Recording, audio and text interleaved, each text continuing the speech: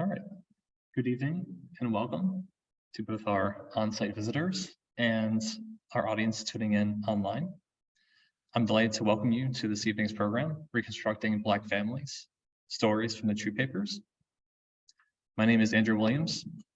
I am the Digital Services Archivist at the Historical Society of Pennsylvania. I'm joined by Carolyn Wallace, Education Director at Clifton Historic House, and Adrian Whaley, the Programming Chair and former President of Philadelphia's African American Genealogy Group and Director of Education and Community Engagement at the Museum of the American Revolution. Tonight, we will be talking about how documents in the True Family Papers reveal the history of those living in slavery in Philadelphia and how they can be used to trace the roots of our Black communities. Once I go over some housekeeping, I will be giving some background on the Historical Society, the history and significance of the True Papers from an archival perspective, and HSP's role in the project. I will then turn it over to Carolyn, who will discuss Clifton and some more background on the True Papers, followed by Adrian, who will be doing a deep dive into the actual documents. After our presentation, there will be a Q&A where we will be alternating questions between on-site and Zoom audiences. Our Programs and Communications Coordinator, Selena Bemak, will be helping facilitate the virtual Q&A. After the Q&A, we invite our in-person audience to look at some of the documents we pulled from the True Papers. Our online audience can also access the digitized documents on our Project Omeka site, which we will link in the chat. This project would not have been possible without the generous funding from the National Trust for Historic Preservation, their Interpretation and Education Fund, and the National Endowment for the Humanities. I also want to thank my colleagues at HSP and their support during the project. And a special thank you to Justine Kessler, Brianna Giasolo, and Lexi Niles, who did all the digitization and metadata work. So before we start, I have just a few notes on housekeeping. This event will be recorded, so it can be viewed after the meeting has concluded. The recording will be sent to everyone via email from Zoom. We will also be putting it up on HSP's YouTube page. The Zoom is in webinar mode, which means we cannot see those on Zoom and you cannot see each other. But if you'd like to ask a question, feel free to drop it in the chat or Q&A on Zoom. For those on Zoom, we also have turned on the closed captioning. Click the CC button at the bottom of your screen to enable it. The Illuminating Hidden Lives project is a collaboration between Clifton and the National Trust, the African American Genealogy Group, and the Historical Society of Pennsylvania, with the objective of not only uncovering and making accessible the memories of enslaved and free African Americans that appear in the True Family Papers, but also connecting people and communities with their family histories. We are currently in phase 2 of the project, where we are continuing our digitization and description of those documents and making them accessible on the Omeka site. The Historical Society of Pennsylvania is a research library and archive located in Center City, Philadelphia. HSP was founded in 1824 and has one of the largest collections of American history in the country. The collection is made up of 21 million items that span almost every aspect of American life, from the 17th century to present day, with particular focus on early American history, minority and ethnic communities, the development of American industry and culture, and genealogical resources.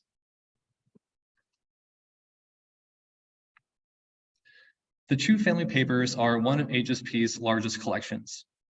There are nearly 300 linear feet of material composed of more than 200,000 documents that date from 1659 to 1986. The collection was a donation from the True Family and Clifton, and was accessions in several iterations from 1956 through 2008. Like all of the other collections that HSP has accessioned over the years, the Chew papers had to undergo processing in order to inventory and make the material searchable for users, while also preserving the original order in which it was organized by its creators. That processing work was completed in 2009 with the support from the National Endowment for the Humanities. Since then, the Chew papers has become one of HSP's most important collections. As we shall see, the collection provides important perspectives into the lives of slaves and servants of the Chew family. Our researchers have also used the collection for insight into family relationships, women's history, health and medicine, legal history, the Revolutionary and Civil Wars, politics, trade, land management, and the growth and development of the city of Philadelphia.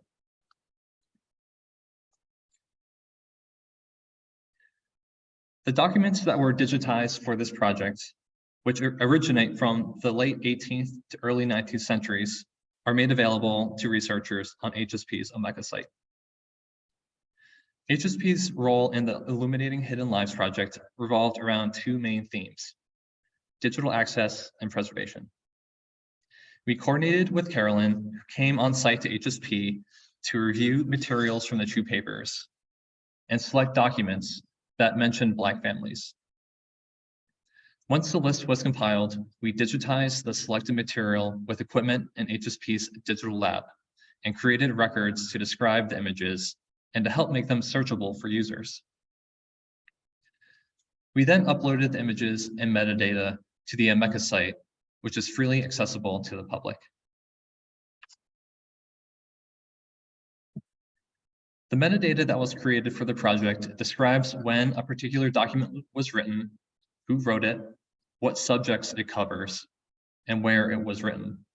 So when users search for a particular name, topic, or keyword on the Omeka site, any document in the collection with matching criteria will be discoverable. That said, there's still a lot more we can do with these images and to make the metadata even more granular and useful for researchers. One of the other benefits of digitization is not only how it can facilitate access to information, but it can also help preserve the original documents. When we have the option to access the items in a digital format, we can limit the amount of handling for the fragile original documents. So for HSP and researchers, this project was helpful to ensure the safety of the material as well. I'm going to now turn it over to Carolyn, who will tell us more about Clifton and the history of the Chew family.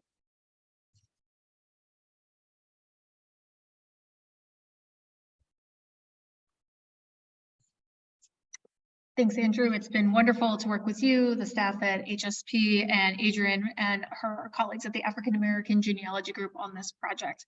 I just want to take another minute to thank our funders. The project, as Andrew said, was made possible by funding from the National Trust for Historic Preservation's Interpretation and Education Fund and the National Endowment for the Humanities. For those who are maybe not as familiar with the history of Clifton, the site is located in the Germantown neighborhood of Northwest Philadelphia, and the house was originally built as a summer home for the wealthy Chew family. Construction began in 1763 and was completed in 1767. A fine example of a Georgian country house, the over 20-acre property also included service buildings such as a kitchen dependency, wash house, and barn. In addition to the Chew family, the household included a diverse labor force, including white servants and enslaved Blacks. The house was the epicenter of the Battle of Germantown during the American Revolution in October of 1777. After the battle, the property was sold to Blair McClanahan, who owned it until 1797, when he sold it back to the Chews.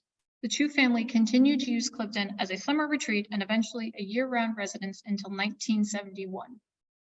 An arson fire in the carriage house in 1970 prompted the last owner, Samuel Chew, to sell the property to the National Trust for Historic Preservation. With the proceeds of the sale, the Chew family set up an endowment and the site opened as a house museum in 1973. So we're 50 this year. Happy birthday, Clifton.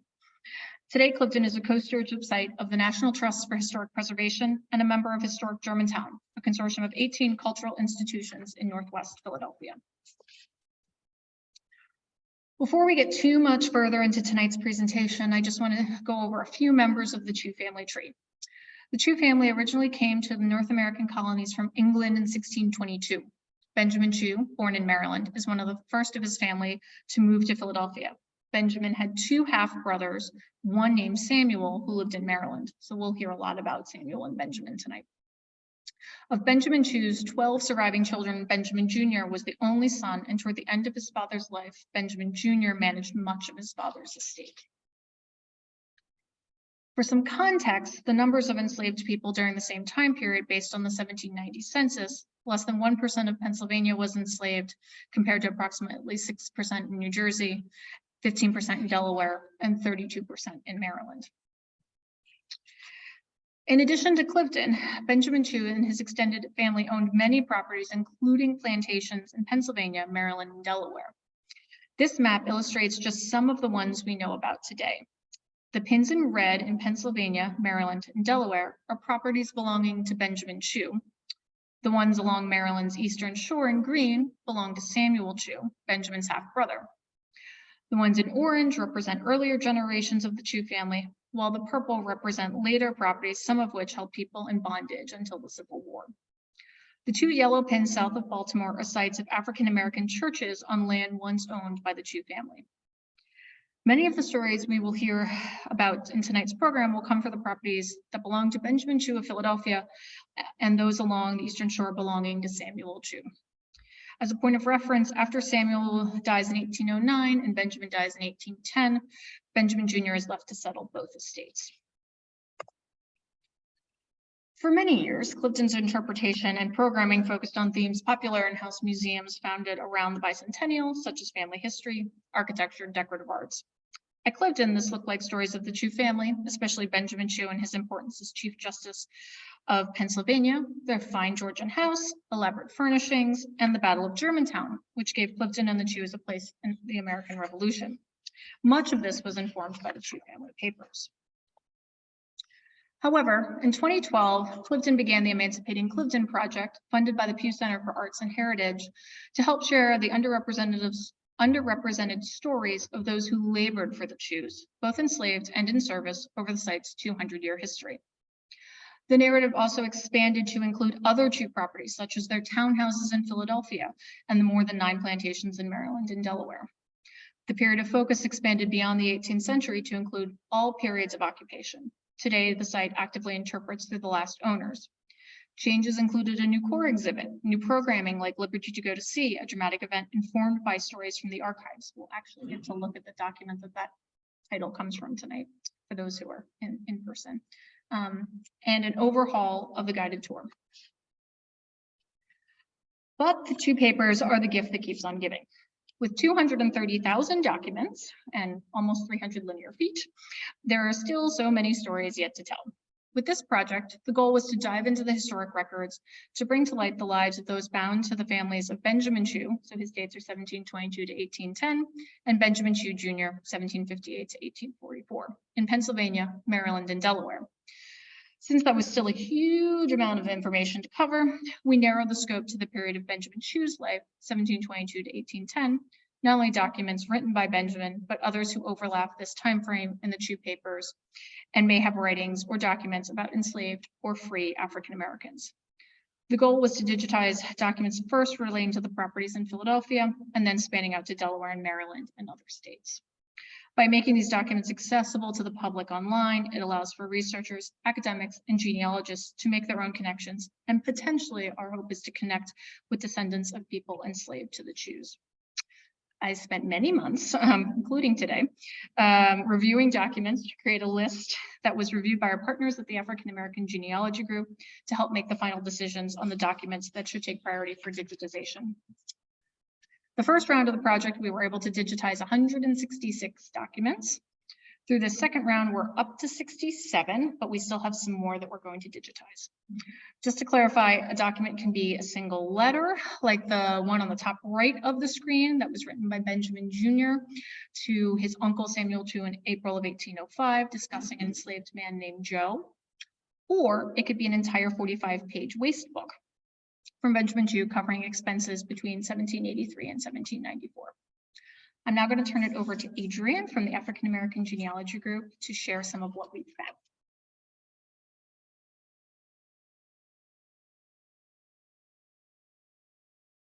All right, good evening, everybody. I am excited to dive into these stories.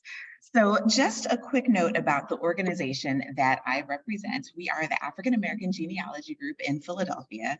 We were founded in 1989 out of the African American Museum here in Philadelphia. And our mission is to educate, to provide resources, and create community for anyone who's interested in African American family history and genealogical research.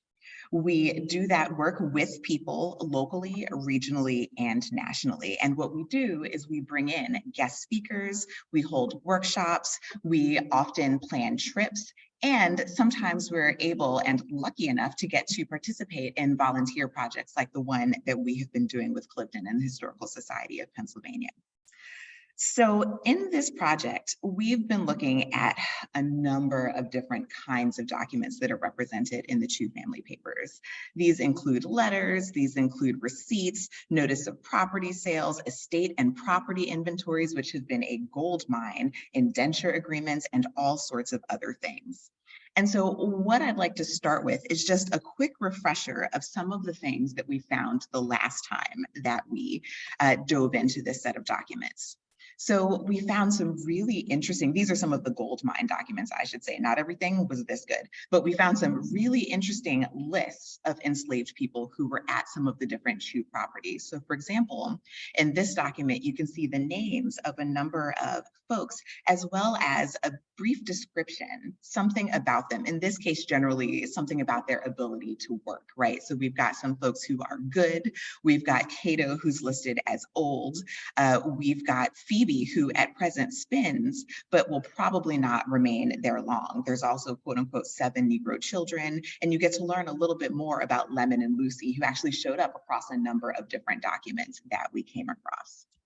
Then you've got something like this, which was just a miscellaneous list. It didn't seem to serve a particular purpose that we could find, but what it does is it tells us the ages of a bunch of the different enslaved people at a particular property. You can also see on here that there's at least one person who passed away, a young man whose name was Jacob, who was 18 at the point when he died. And you can also see for at least 5 folks actually, when they were born, either an exact birth date or a month and a year. And if you know anything about researching enslaved people, you know that this information is gold. It is incredibly valuable, and it is not always easy to come by. The estate records were full of gems that were both heartbreaking, but also wonderful to have access to.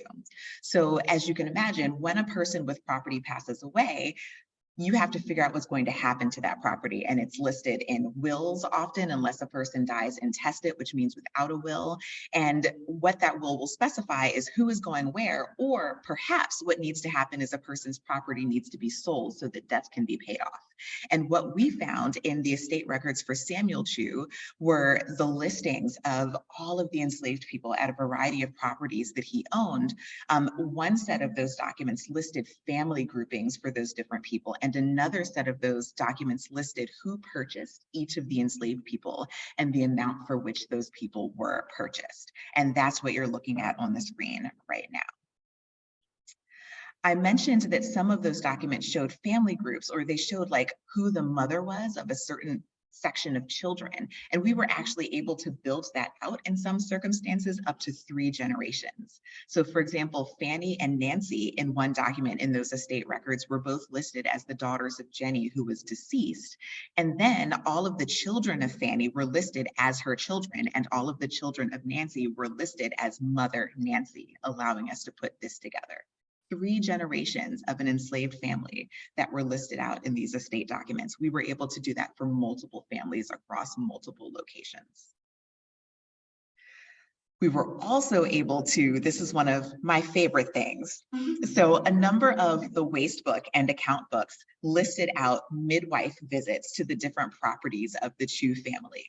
And one of those midwife visits, you can see all the way at the bottom of this chart. And if you're a person who does genealogical or historical research and you don't create charts to track your data, let me tell you, you have been missing out because you were able to find some things. So we built out a spreadsheet that lists all of the times that a midwife visited based on the records in these waste books and account books. And in some cases, the person, the mother who was being visited was listed out. Sometimes that information wasn't given, but other information was. And if you look all the way at the bottom, you can see that an unnamed woman had twins in 1808, and she was visited by a midwife named Sarah Williams. Well, when I was going through the estate records for Samuel Chu, one of the things we found was a set of twins named Harry and Jacob, who were 9 months old, which is the age that the twins in that spreadsheet should have been at that point in time. So we know when they were born, we know the midwife who delivered them. Like, I am so excited about that. But we just did another round of deep dives. So this is my favorite little detective, and we're going to talk about some of the things that we found when we returned to the papers. Now, I'm going to tell you that we did not find any more of those beautiful lists of family groupings. We didn't find any of the amazing, here's when all the people were born. But we did find some good things, so don't be terribly concerned here. So there were still estate records that we hadn't attacked in the first round. And I should say, we went through in this round about 50 files. And as Carolyn pointed out, some of those files were 1 page. Some of those files were 20, 30, 40 or more pages long. We did not get through all of the things. So some of the stories I'm going to share with you all are going to just drop off, which is an invitation to you all to go into the website and see if you can find the rest of these stories. So now consider all of yourselves to be future investigators on this project. So one of the things that we found was a file that had a series of wills over time of Benjamin Chu. And if you take a look at this towards the middle, you can see that there's some names listed out here. You can see Essex, you can see Black Will, you can see Little Will, Priscilla, Rachel, and Hannah. Well, if you go through the entire file, there are multiple wills, and you can start to see that different people are showing up in different ways across the years. So for example, you can see that there is a Black will in this original document from 1770. Is he the same Big Will who shows up in 1777? Not entirely sure, but could be. Meanwhile, Little Will shows up in both of them. You can see on the far right-hand side of this chart that there's a George who shows up in each of these 3 wills. In the first 2, 1770 and 1777, he's listed as Boy George or George a boy. And the last one, he's listed as Man George, which is interesting. So is this just that Benjamin Chu was sort of changing his language as he felt like, or were we seeing George actually like aging over time as we would expect him to? Maybe. So maybe originally he was being given away when he was a kid, and now by 1781, he's an adult. Who knows? Rachel shows up in 1770. That's the one that we've got on screen right now. But Rachel shows up again in 1777 with her kids. Then in 1781, Rachel is listed, but the names of her children aren't, but it says all of her current issue and all of her future issue. So we're starting to see like the different ways in which people could be conceived of. And also, where are all of her children that they're not being listed out at this point in time? Are they being hired out, or is it just he didn't feel like writing them all down? Don't really know. There's a lot of things that are left to the imagination. The document that you're seeing on screen right now is from the estate settlement papers of Mary Chew from the 1740s. And if you look on the left-hand side, you'll see that in the lower third, it says Negroes at Whitehall. And that's a listing that continues onto the top of the page on the right. So Whitehall is one of the plantations, one of the properties that's owned by the Chew family. And you can see that there are people who are being listed out as well as their valuations. And this version, so you'll see this across the different Chew documents. Some of them are using the British currency system of pounds, shillings, and pence, and some of them are using dollars and cents. So that's fun. Sometimes they're using both at the same point in time. But if you were to go through this and do my favorite thing, which is create a spreadsheet, then you start to get a sense of just the different folks who are living in these communities, what they're like, how they're being valued, and just sort of the spread. Now, what I did for this spreadsheet, I actually sort of shrunk it down. So you're not seeing all of the people who are at the home plantation. You're not seeing all of the people who are at Ware's Border or at Whitehall. But what I did actually was I cut out some of the men's names so that what you could see is how many mothers and babies are listed at these properties. So for example, towards the top, you can see that there is Abigail, who's listed as a woman who is infirm, but then you can see Abigail's child, who's 5 months old. So was Abigail infirm because she was having complications from childbirth? Unclear. Directly below that, you've got Siba and Siba's child. You've got Nan and Nan's child. You've got a bunch of kids. You've got Abigail and Alice and Joe and Jenny. And then you've got someone like Mal and Mal's child. And you've got Judah and Judah's child. So we can imagine that there are truly families at these locations and they're being built over time, right? And so it's important for us to think about how folks are building community, how they're finding opportunities to build with one another. So I really like that. Now, there are some stories that we quote unquote discovered in the second round, but that actually are continuations of stories from the first round. So if you watch the video from round 1, then you might remember me just quickly pulling out some notes from the different waste book and account books, including this one that is from June the 9th of 1803. This is from Samuel Chew's account book. And it says, to cash expended in hunting Negroes in the Jersey and Philadelphia and getting Jake. And I think when I last spoke about this, I talked about this in the light of freedom seeking and demonstrations of agency. But these are also individual people. And so these are stories that are interesting if we can track them. And it turns out that we can track Jake's story. So this is a letter that is from June 9th of 1803. Now, note, that's the same day as this notation in this account book, June 9th of 1803. This is from Benjamin Chew, who's up in Philadelphia, and he's writing it to Samuel Chew, who's down in Chestertown in Maryland. So I'm gonna read you a piece of this letter, and you've got a snippet of it on your screen. It says, "Dear Sir, the mayor having notified the Abolition Society that he had ordered your man Jacob to be brought before him at 10 o'clock this morning, I expected they would appear there as his advocates and give me all the trouble and plague in their power.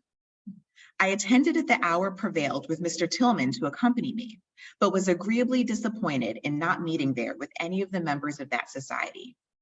Jacob, on appearing before the mayor, owned he was your slave, but alleged he had a wife in this city and wished to be sold to a butcher who was willing to purchase him. But on my informing the mayor you had not given any authority to sell him, he sent him back to jail and gave written orders to the keeper to deliver the fellow to Etherington to be conveyed to you as his slave." And he goes on to talk about how Jacob's going to be transported, et cetera, et cetera. Okay, so we've got that piece of the story. So what else do we have? Well, here's some other documents. Now these are, it appears, receipts or notations of some sort. One of them is from May of 1803. So before that notation in the account book and before that letter were written, it says, "Received of James Berry the sum of £3 18 shillings and 9 pence for having Jacob taken up and put in Philadelphia jail. John Etherington." And then June 25th, 1803, Received of James Berry, and I should say James Berry is one of the plantation managers for the Jews down in Maryland. So received of James Berry the sum of 7 pounds, 10 shillings for taking up Jacob in Philadelphia. Again, John Etherington. Okay, so now we're getting some bracketing dates here. So we've got May, we've got June 9th, June 25th. And then what else do we have? Another letter from Benjamin up in Philadelphia to Samuel Chew, who's down in Maryland. This one is dated May the 26th. So this one says, "Dear sir, a person named John Etherington, who lives about half a mile of Rich Neck, came to me last Monday and informed me that Berry, your overseer, knowing he was coming to this city," so knowing Etherington was coming to this city, "with powers from several persons to take up some of their runaway persons, requested him to arrest and secure any of yours if he should meet with them. At the same time, Etherington showed me a warrant he had just obtained from the mayor to arrest one of your Negro men called Jacob, who he knew perfectly and who had run away some years ago from Rich Neck. The fellow was this morning apprehended, and on his being carried before the mayor and Etherington swearing to his being your slave, has been committed to jail for 29 days to give you time to send for him." And then talks about how the power of attorney is going to be set up and how Etherington is going to have to return to jail to pick up someone else, and maybe he should get the power of attorney, et cetera, et cetera. So we are starting to see, now notice, all of these were in 4 separate files, right, that we've had to build the story of Jacob. But when you do that, you can start to build a timeline of his story. So Etherington, according to the letter that Ben Chew wrote to Samuel Chew, had visited him a week prior, right? So either the week of the 16th or the 23rd, depending on how we're talking about what last Monday was for them, Etherington receives a warrant for Jacob's arrest from the mayor of Philadelphia. And this is some years after Jacob has run away, okay? So then on either May the 16th or the 23rd, which would have been those 2 Mondays that are before the letter was written, John Etherington speaks with Ben Chew in Philly about capturing Jacob. On the 26th, Jacob is captured and placed in jail for 29 days, and Ben writes to Samuel about what's happened so far. Then 5 days later, Etherington is paid by James Berry for having Jacob captured and jailed. And then on June the 9th, Samuel Chew notes in his ledger that payment has been made. And then Ben writes to Samuel that same day that Jacob was brought before the mayor that morning in order to be returned to Samuel. And then on June the 25th, Etherington is paid an additional fee for Jacob's capture.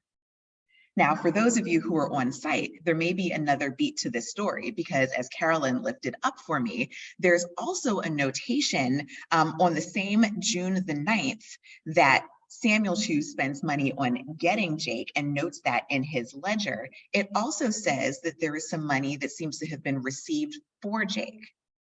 Now, was Jake sold away on June the 9th? Is there some other document that's in the records that we haven't really noticed yet that's our same Jake? Maybe someone who is listening and watching this will decide to do some more digging into the records and see if you can confirm that for us, or maybe there's another piece to this story that we can find. But it's pretty cool to be able to follow a person's story, even a story that's as challenging as this one, although it does have that beautiful note that Jacob is a freedom seeker who is trying to be in control of his own life. So that's pretty cool. But what else can we find? So Jake's is a bit of a micro story, and we were able to find a number of micro stories in these documents. So this is a letter from Ben Chew in Philadelphia to Samuel Chew in Chestertown, Maryland. This is from 1807. And what I wanted to call out is that this is not a list of people. This is not a bill of sale or anything like that, but this still has really useful information in it. So I just wanted to point out this section that is boxed out in red, all of that is about the death of an enslaved woman whose name is Mother Nellie. All of that real estate in this letter, and the letter is not that long. The next page, the first line, is still about this woman who is being called Mother Nellie. And if you read it, it says, so talking about Benjamin's father, it says, his spirits, however, and those of my mother and sisters have since been agitated in the loss of poor Mother Nellie, who is suddenly departed hence under a severe stroke, I presume apoplectic. She was taken on Sunday morning, having come downstairs in the usual way and having been out of the kitchen into the open yard and returned to the kitchen door where she became faint. And being observed by Sarah, the cook was spirited in, and et cetera, et cetera. It goes on to tell the story of how he called multiple doctors, et cetera, et cetera. And basically between 1 and 2 o'clock on Monday morning, she passed away, and she was buried yesterday, so April the 14th. So we've got an exact date of death for this enslaved woman. How about that, Mother Nellie? Now, let's say that this isn't the first document that you came across. Let's say that you came across this one, which is in a different file. This is the file ID 18429. Well, this letter starts out referencing the previous letter, which is talking about the death of Mother Nellie.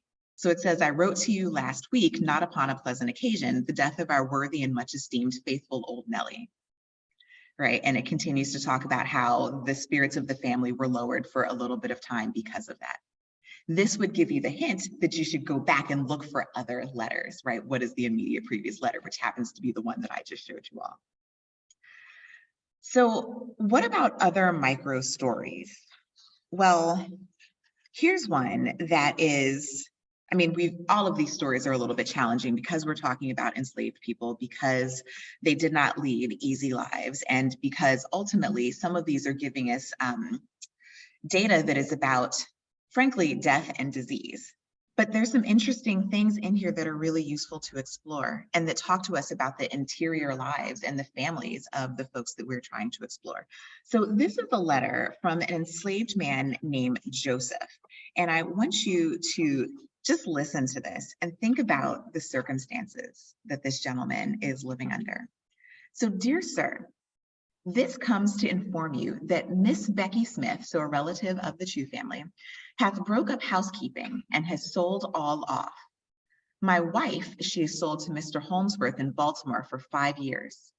Mr. Pierce, who's the plantation manager, since she went there, hath been so kind as to grant me the liberty to go to see her once, which I esteemed a very great favor. Be so kind, sir, as to take this into consideration. We have now been man and wife this 11 years, and I wish to be more convenient to her. I was told by sundry gentlemen in Baltimore, whenever there, that if it was your pleasure to let me go over there for the ensuing year, they would allow you very generous wages. I flatter myself that my mistress will grant her approbation to this request, and you may both depend upon it that I will endeavor to behave myself so that I hope you never shall have reason to repent of thy favor granted me. Should you not be inclined to grant the above request, Mr. John Constable, who owns one of the packets in Chestertown, will willingly hire me to sail to and from Baltimore with him. But had I my wish, I would rather be hired in Baltimore. Please, sir, write me as soon as you see proper respecting this matter. Mr. Pierce I have no fault to find with, but I am uneasy in my mind, being so far distant from my wife. Please give my humble respects to my mistress, hoping that yourself, my mistress, and all the children are well. I, dear sir, am your something slave. It's a little, you can see it's a bit torn right there, Joseph.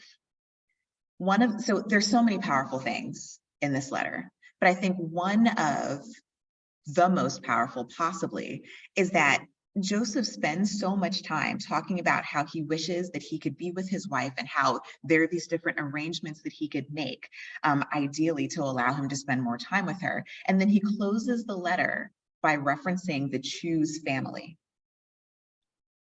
And one wonders how strategic that was, how purposeful that was. Now, Benjamin Chu wrote in response to this to Samuel Chu. And it goes from the bottom of one page to the top of the other, but it's pretty short. And it says, I have a letter from Billy Pierce, my tenant, written at the insistence of my Negro Joe, still urging his going to Baltimore. Now, these two letters were written 4 months apart. So one was written in December, and then this response, or at least reflection on it, was written in April. So it's possible, actually, that multiple letters were written by or for Joseph to represent his request. We don't know necessarily if Benjamin is responding to the one I just read or another one that came more recently. But he says, should he speak to you, I would thank you to inform him that I will not hire him in Baltimore, that if he persists in his desire of going, it must be on condition that Mr. Holmesworth, who has the reputed wife, or some other person shall purchase also the husband and give a good price for him also. Question, what would be a proper sum to ask for him? So these are the challenging stories, but also look at Joseph advocating for himself, advocating for his wife, trying to keep his family together, trying to act as a person who helps to keep his wife safe.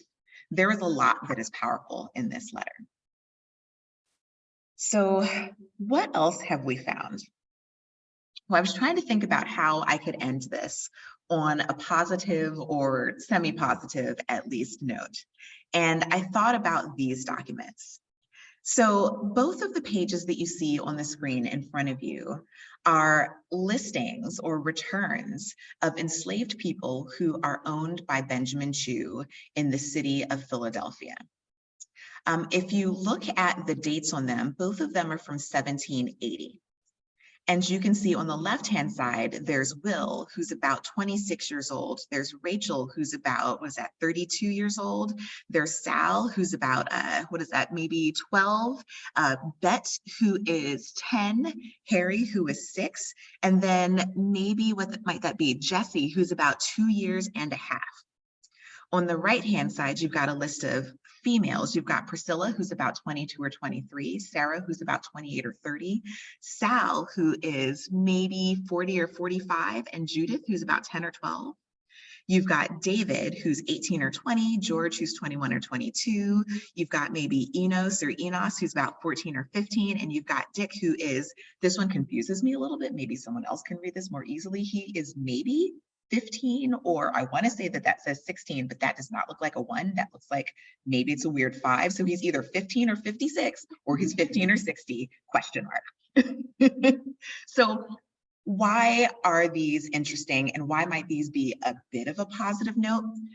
The date on this or on these should give you a clue, because it's 1780.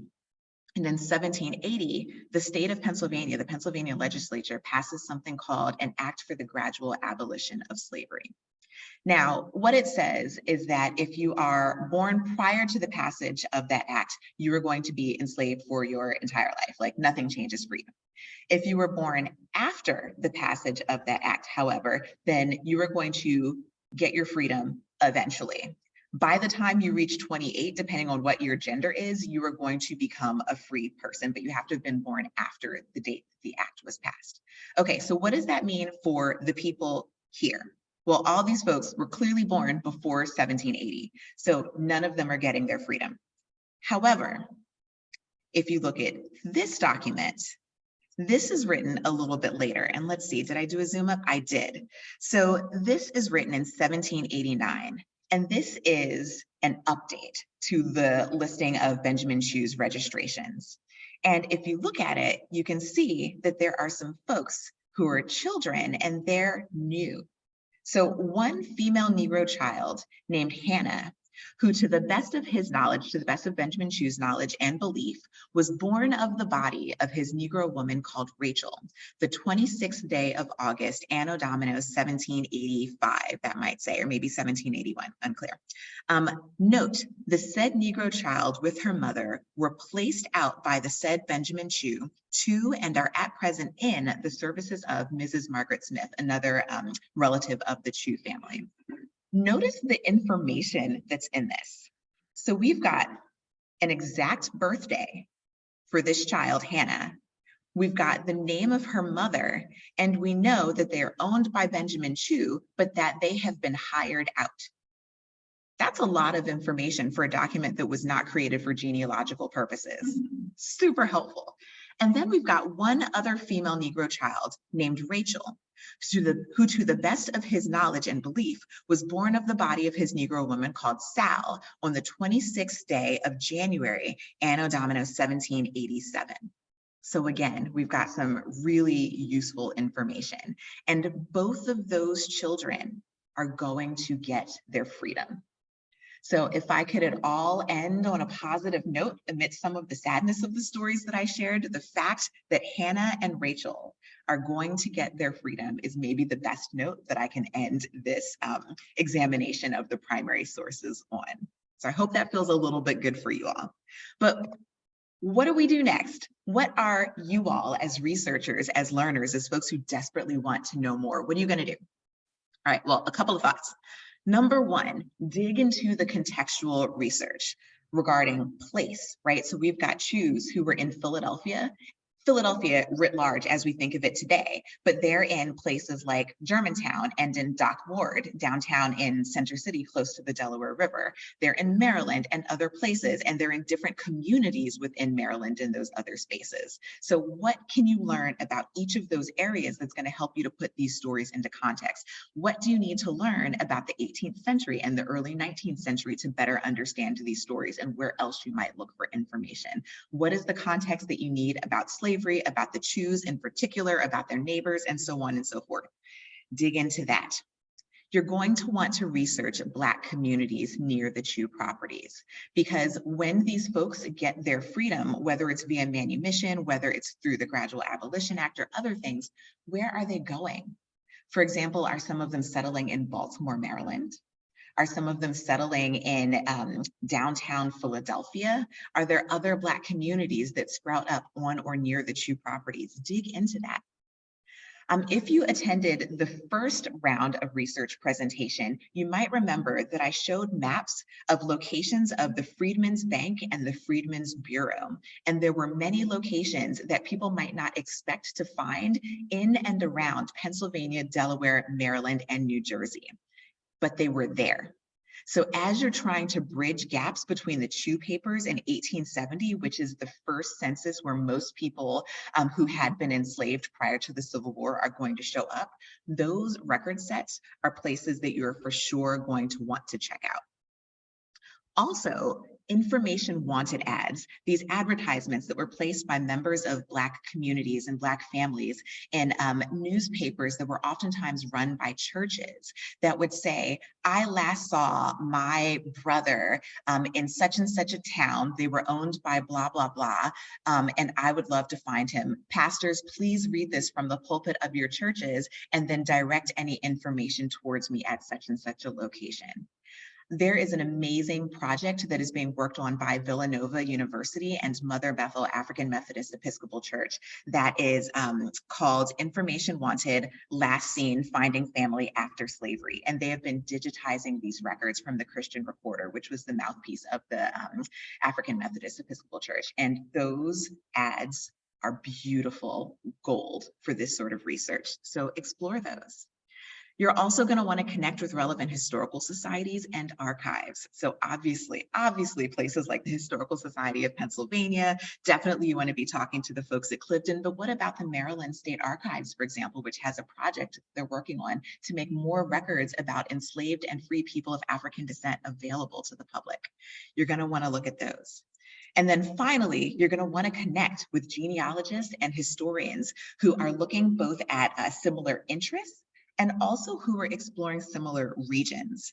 And I wanted to call that out in particular because I had an experience that illuminated that so very clearly just this past Saturday. There's an organization that's called the Society of First African Families of English America, and they had their first ever conference at my day job, the Museum of the American Revolution.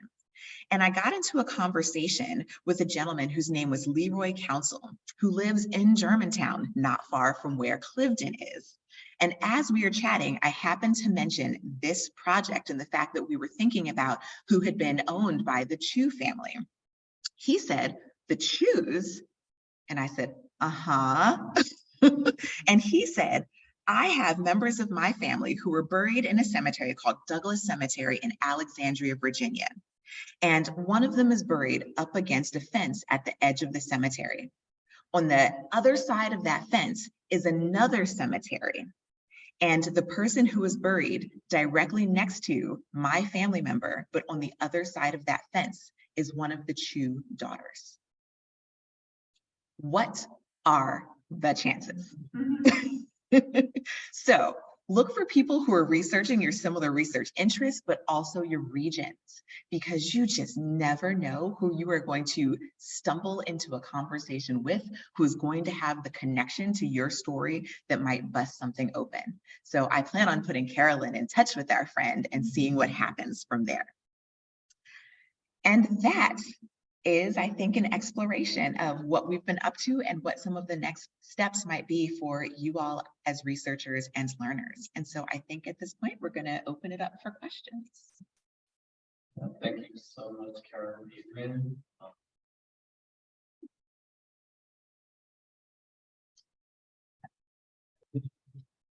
think we're going to go right into questions. So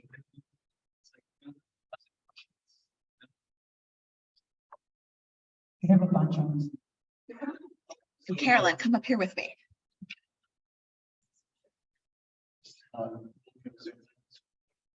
Okay, great. Thank you. We have a whole bunch, and you'll repeat the questions here in audio. Fred asked, back to the Joseph story.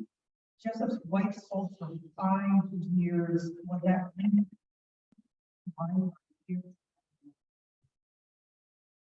So the question is, for Joseph's wife, she was sold for a term of 5 years. And so how common is that time period? My answer to that is I honestly don't know how common of a time period that is.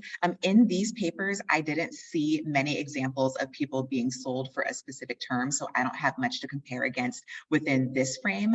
Broadly speaking, I can tell you that people of African descent were essentially rented out for any number of different terms, depending on a variety of factors. It could have been the needs of the person who was doing the renting, quote unquote, of them. It could have been that there were too many bodies, too many people at the site of the person who was renting them out. And so it was in their best interest to get some of those folks out of their space so that those were fewer folks they needed to clothe and feed and so on and so forth. And so the terms could have changed in any number of ways for any number of reasons. I concur with everything she just said. Additional to add. I haven't found anything else, but as Adrian said, we have only started to scratch the surface of the materials we've digitized, so it's possible there's some more in there that could speak to some of that, but we just haven't found any of it yet. And she's asked, do the Jews ever willingly manumit enslaved people? And until what year did the Jews continue to enslave people? Carolyn, can you ask?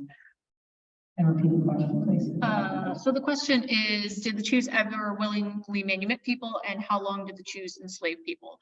I have not come across any records of willing well, I take that back. There's one that I have come across for some different work where there was a young girl named Sydney who was manumitted in Maryland, but not until she reached the age of 28. She was, I believe, 12 or 13 when the manumission was written. So it's like manumission in the future. But until then, she was indentured in Pennsylvania to learn the art of housewifery with Catherine Banning Chew. So in many ways, it was a way to traffic her across the Mason-Dixon line post 1780, but keep her in bondage. So yes, but no. As for how long they enslaved people, so there is we did a son of Benjamin Chew Jr., one of the people we mentioned today, a guy named Henry Banning Chew, marries a lot of the Chews marry back into wealthy Maryland families. Henry Banning Chew marries Harriet Ridgely. Her father was George Carnan Ridgely of Hampton. Enslaver. He was given they were given a piece of property called Epsom Farm, which is now where Goucher College is, and they held people in bondage until the Civil War. So, until the Civil War. There's one interesting document that I came across, and I thought about including it in this presentation. It's a letter between Benjamin and Samuel. I can't remember who is writing to whom, but it's basically an argument being made about why you should consider manumitting people. I can find, it was Michiko who asked that question. I can find the ID number for that document and share it with you. And you started to into this right at the end. Did any of the enslaved people or free people take the last name of Chu? Or the last name of somebody that they were hired out to? They were different. The question was, did any of the enslaved people who were owned by the Chu family take the surname Chu? I will tell you that in the last round of this research, I did some quick checking on information wanted, the Freedmen's Bureau and the Freedmen's Bank websites, and did not find any Black Chus specified. But for some of these projects, new records are always being added. So the short answer to this is I don't know. And I will say, not through this project, but through some work we did looking at more Maryland records and some other things.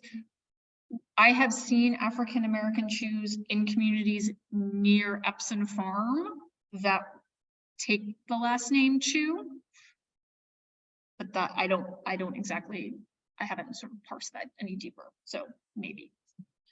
Machiko just responded that there were 2 Chus in the 1838 census.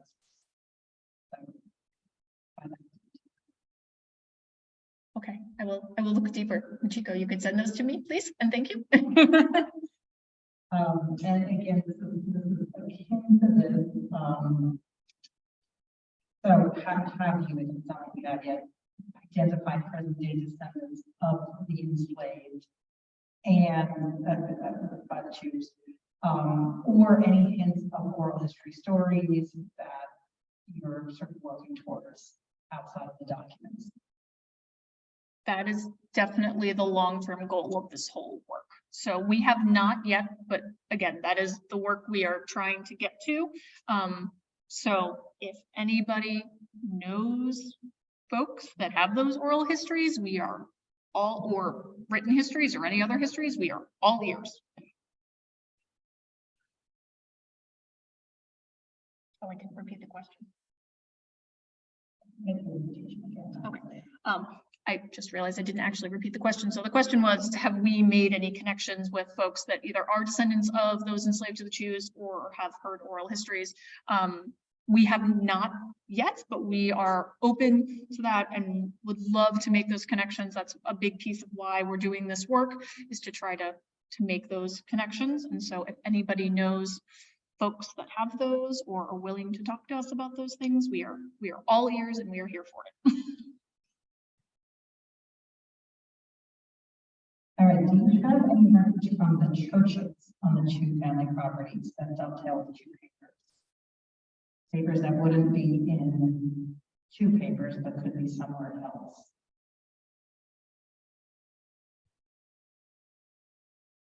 So do we have any I'm gonna see if I can repeat this properly. Do we have any records that are church records that pertain to the African American churches belonging to the, okay. There are a couple of African American churches that we listed on that Google map. That's sort of an internal document that the folks at Clifton keep creating because we keep finding all these properties and it's sort of hard to figure out where everything is. So we keep building it. It's a work in progress. But there are a couple of African American churches there that are on land of people that were Caucasian Jews that purchased, or I think sold, created land for African American churches in Maryland. Those are active congregations. There are some resources about those. In terms of some of the churches that they might have attended here in Philadelphia, we have not sort of made those connections yet, but we know the churches that the Caucasian Jews went to. But we, again, more digging to be done there.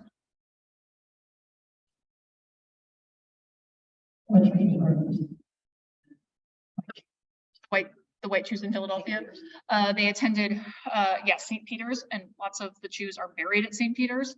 And then when they were living in Germantown, they were attending St. Luke's. They are buried there as well. And actually, I was, by a happy accident, I found the baptismal and marriage and funeral records for St. Peter's downstairs at HSP, which I did not know were there. So I was rifling through those today and found some 19th century Jews. So never know what you'll find.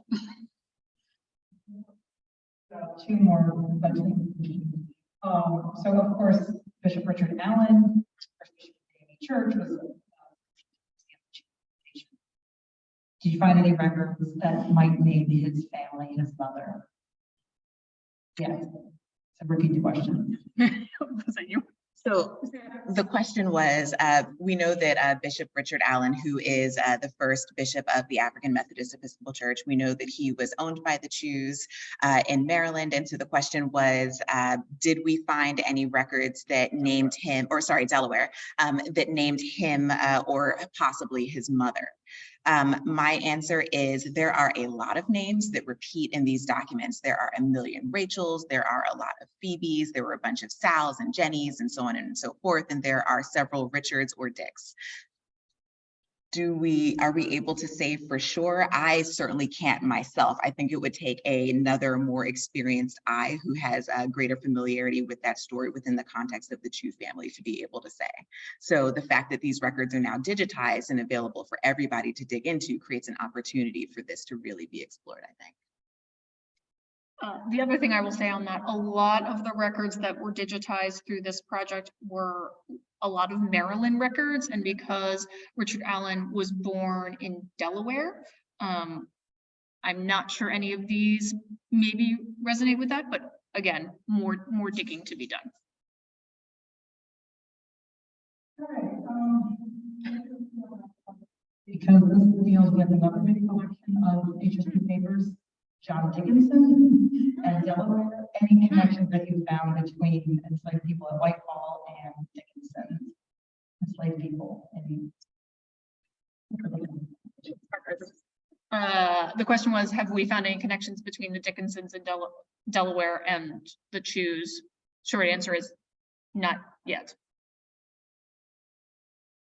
Do you? I haven't. I was about to say, Andrew, do you have any? Yeah. There's always more paper to digitize. The only thing I'll say is no, but that doesn't mean it's not there. That is not a thing that we were looking for. We were really focused on Black families and whether we could piece them together and start to just build like micro stories. So I was less focused about the folks sort of tangentially around them and more on how we could pull out their specific stories. But there's a lot of stuff that was digitized that we did not go through. So open invitation to dive in and see what you can find. All right.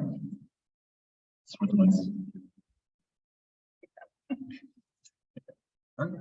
Thanks everyone for coming out. And special thanks to HSP members. It's your support that helps us to keep doing what we do here at HSP. Make sure you are subscribed to HSP's newsletter, hsp.org/enews. And if you'd like to learn more about researching your own family history, consider joining us on May 20th for our family history sampler hosted in collaboration with the Genealogical Society of Pennsylvania. And you can learn more about that at hsp.org/events. All right, that's it. Thank you very much. Have a great night.